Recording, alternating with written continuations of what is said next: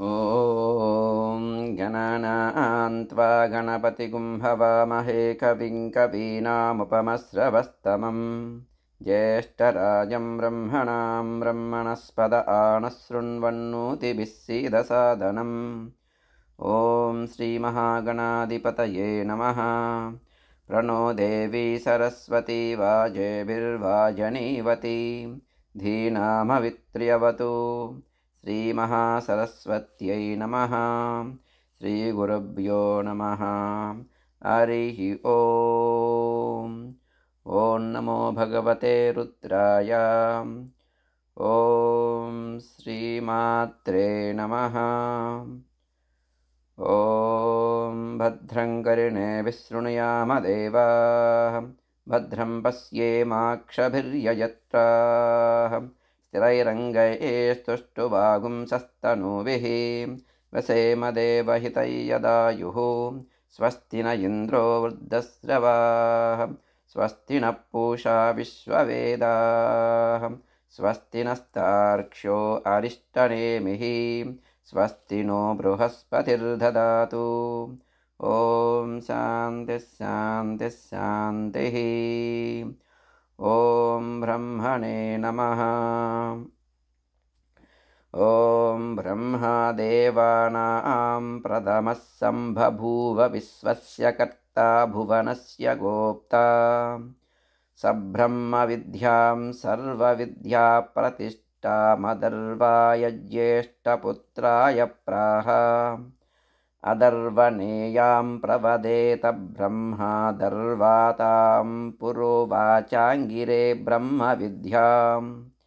स भारद्वाजाय सत्यवाहाय प्राह भारद्वाजोऽङ्गिरसे परावराम् सौनको ह वै महाशालोऽङ्गिरसं विधिवदुपसन्नः पप्रच्छ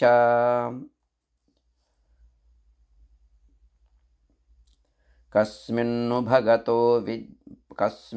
भगवो विज्ञाते सर्वमिदं विज्ञातं भवतीति तस्मै सहोवाच द्वे विद्ये वेदितव्ये हिति अस्मयद्ब्रह्मविदो वदन्ति परा चैवापरा च तत्रापरा ऋग्वेदो यजुर्वेदः सामवेदो धर्मवेदः शिक्षाकल्पो व्याकरणं निरुक्तं छन्दो ज्योतिषमिति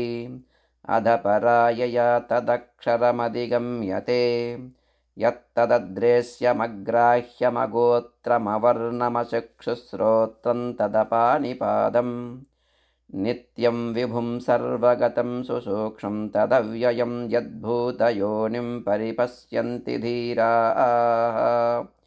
यथोर्ननाभिसृजते गृह्णते च यदा पृथिव्यामोषधयः सम्भवन्ति यदा सतः पुरुषात् केशलोमानि तदाक्षराः सम्भवतेह विश्वम् तपसा चीयते ब्रह्म ततोऽन्नमभिजायते अन्नात् प्राणो मनः सत्यं लोकाः कर्मसु चावृतं यः सर्वज्ञः सर्वविद्यस्य ज्ञानमयं तपः तस्मादेतद्ब्रह्मनामरूपमन्नं च जायते तदेतः सत्यं मन्त्रेषु कर्माणि कवयो यान्यपश्यंस्तानि त्रेतायां बहुधा सन्ततानि तान्याशरदनियतं सत्यकामा येष वप्पन्ताः सुकृतस्य लोके यदा लेलायते ह्यच्युः समिद्देहव्यवाहने तदा आज्यभागावन्तरेणाहुति प्रतिपादयेतु यस्याग्निहोत्रमदर्शमपौर्णमासमचातुर्मास्यमणाघ्रयणमदिति वर्जितं च आहुतमवैश्वदेवमविधिना आहुतमा सप्तमांस्तस्य लोकान् हिनस्ति काली कराली च मनोजवा च सुहिलोहिताया च सुधूम्रवर्णा स्फुलिङ्गिनी विश्वरुचि च देवी लेलायमाना इति सप्तजिह्वाः एतेषु यच्चरते भ्राजमानेषु यदा कालञ्चाहृतयो ह्याददायन् तन्नयन्त्येता सूर्यस्य रश्मयो यत्र देवानां पतिरेकोऽधिवासः ये ह्येयीति तमाहुतयः सुवर्चसः सूर्यस्य रश्मिभिर्यजमानं वहन्ति प्रियां वाचमभिवदन्त्योच्चमन्त्य एष वः पुण्यस्य सुकृतो ब्रह्मलोकः प्लवा आह्येते अदृढा यज्ञरूपा अष्टादशोक्तमवरं येषु कर्मः एतच्छ्रेयो येऽभिनन्दन्ति मूढा जरामृत्युन्ते पुनरेवापि यन्ति अविद्यायामन्तरे वर्तमाना स्वयं धीरा पण्डितं मन्यमानाः जङ्घन्यमाना पर्यन्ति मूढा अन्धेनैव नीयमाना यथान्धाः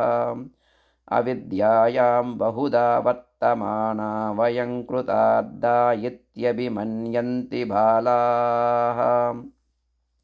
यत्कर्मिणो न प्रवेदयन्ति रागात्तेनातुरा आह क्षीणलोकाश्च्यवन्ते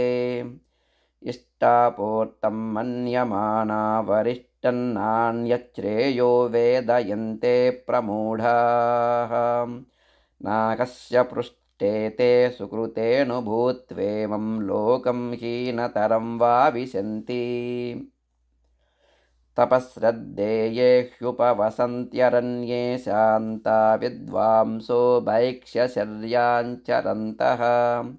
सूर्यद्वारेण ते विरजा प्रयान्ति यत्रामृतः स पुरुषो ह्यव्ययात्मा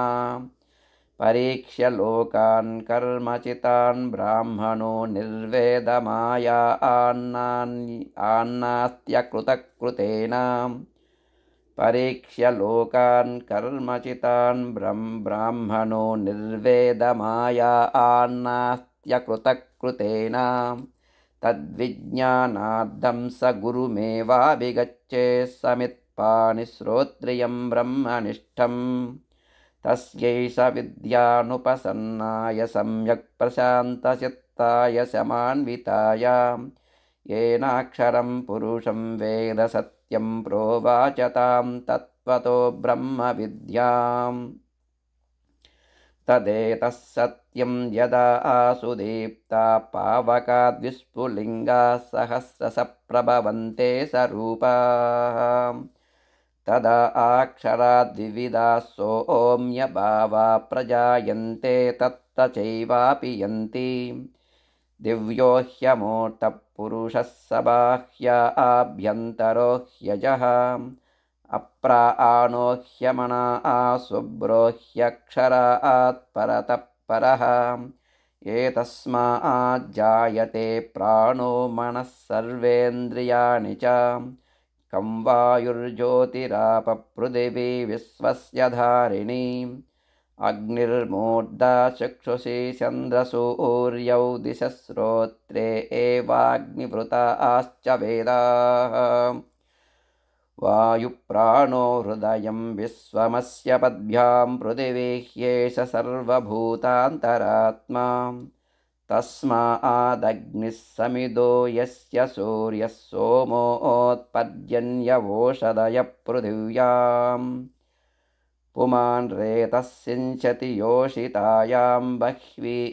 प्रजा पुरुषाः सम्प्रसूताः तस्मादृचः सामयजुगुंसि दीक्षा यज्ञाश्च सर्वे क्रतवो दक्षिणाश्च संवत्सरश्च यजमानश्च लोकाः सोमो यत्र पवते यत्र सूर्यः तस्माच्च देवा बहुधा सम्प्रसूताः साध्या मनुष्या पशवो वयागुंसि प्राणापानौ व्रीहिहवौ तपश्च श्रद्धा सत्यं ब्रह्मचर्यं विधिश्च सप्त प्राणा प्रभवन्ति तस्मात् सप्ताच्यशः समिदः सप्त होमाः सप्त इमे लोका येषु चरन्ति प्राणा गुहाशया निहिता सप्त सप्त सप्त इमे लोका येषु चरन्ति प्राणा गुहाशया निहिता सप्त सप्त अतः समुद्रा गिरयश्च सर्वेऽस्मास्यन्ते सिन्धवः सर्वरूपाः अतश्च सर्वावोषधयो रसश्च येनैष भूतैस्तिष्ठते ह्यन्तरात्मा पुरुष ये वेदं विश्वं कर्म तपो ब्रह्म परावृतम् एतद्यो वेद निहितं गुहायां सो विद्याग्रन्थिं विकिरतेह सौम्या आविस्सन्निहितं गुहाचरन्नाम महत्पदमत्रैतः समर्पितं ये यत्प्राणन्निमिषश्च यदेतज्ञानदसरसद्वरेण्यं परं विज्ञानाद्यद्वरिष्ठं प्रजानाम् यदश्चिमद्यदनुभ्यो निचयस्मिन् लोका निहिता लोकिनश्च तदेतदक्षरं ब्रह्म स प्राणस्तदुवाङ्मनः तदेतः सत्यं तदमृतं तद्देतव्यं सौम्य विद्धि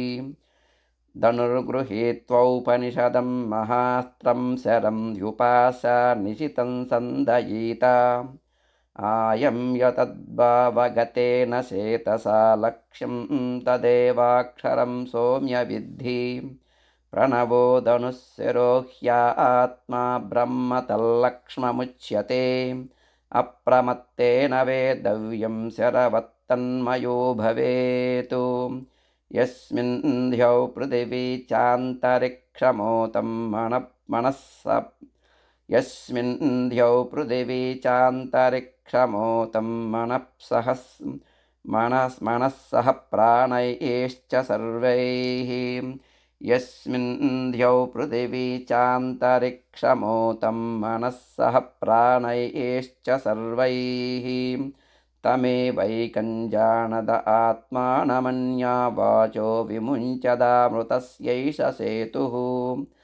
अरायवरदनाभौ संहता यत्र नाड्यस्य येषोऽन्तश्चरते बहुधा जायमानः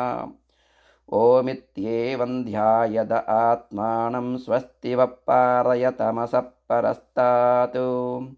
यः सर्वज्ञः सर्वविद्यस्यैष महिमा भुवि दिव्ये ब्रह्मपुरे ह्येष व्योम्नात्मा प्रतिष्ठितः मनोमयप्राणशरीरनेता प्रतिष्ठितोऽन्ये हृदयं सन्निधाय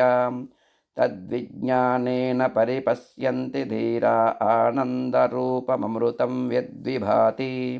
विद्यते हृदयग्रन्थिश्चिद्यन्ते सर्वसंशयाः क्षीयन्ते शास्य कर्माणि तस्मिन् दृष्टे परापरे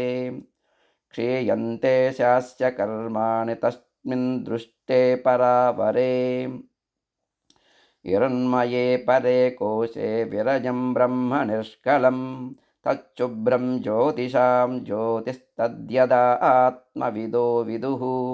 न तत्र सूर्यो भाति न चन्द्रतारकन्नेमा विद्युतो भान्ति कुतोऽयमग्निः तमेव भान्तमनुभाति सर्वं तस्य भासा सर्वमिदं विभाति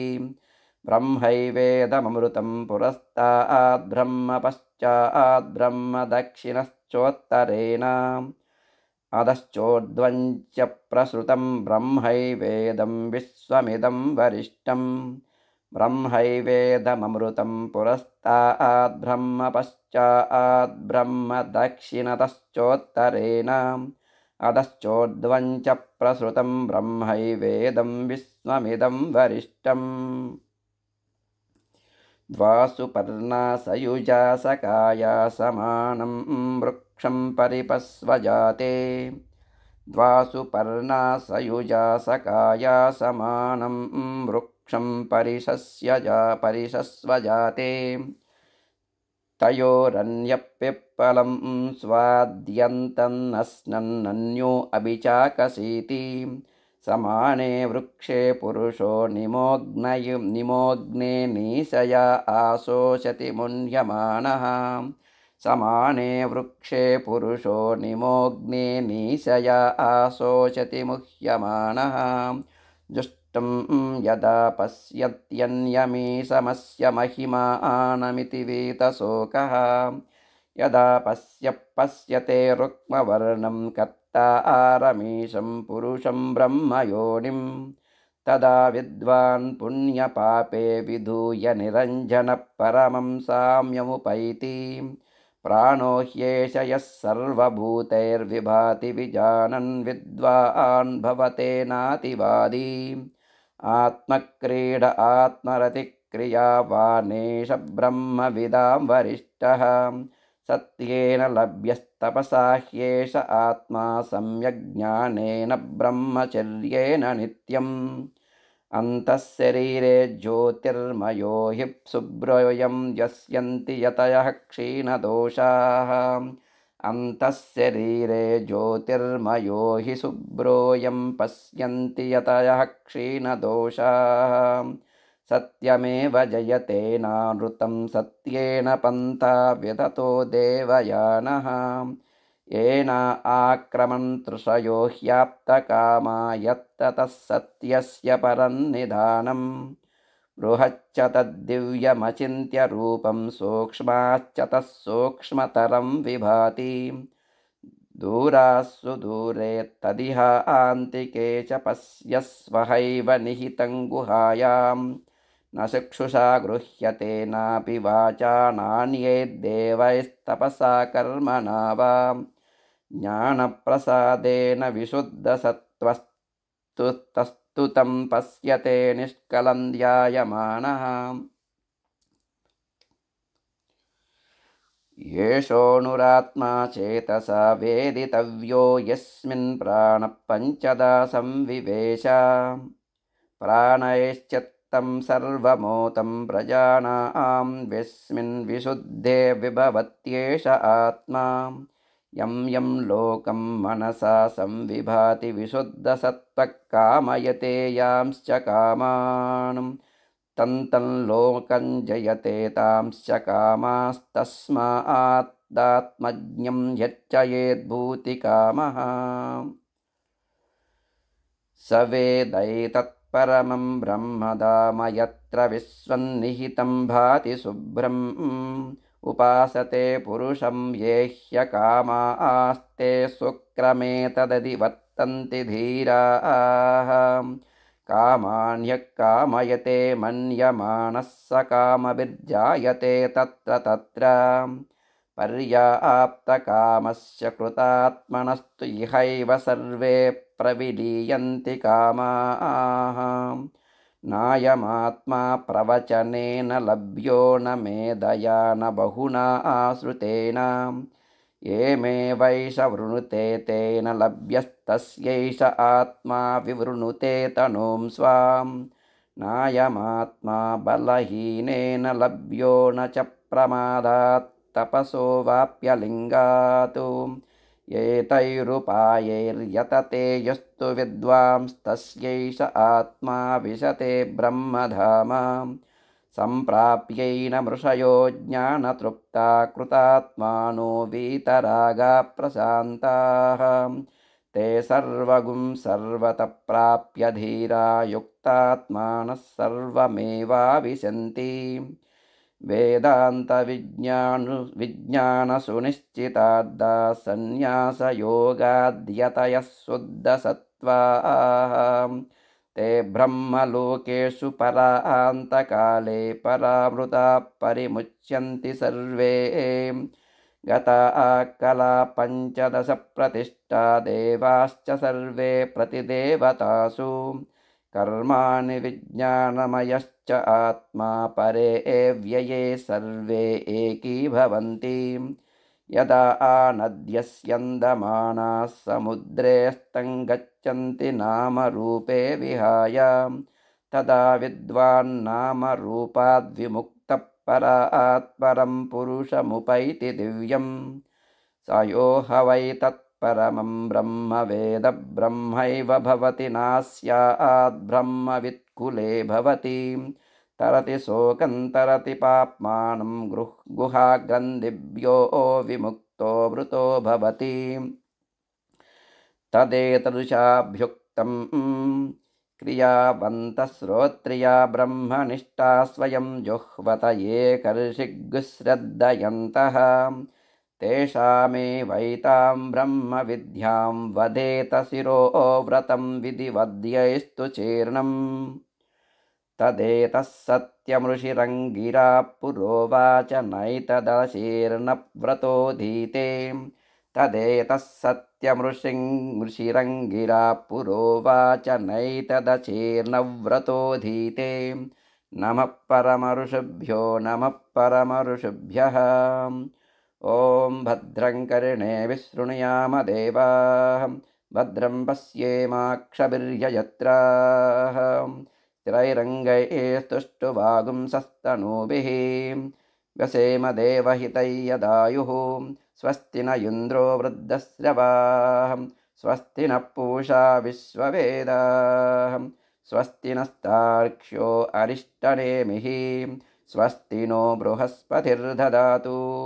ॐ शान्तिः शान्तिः शान्तिः।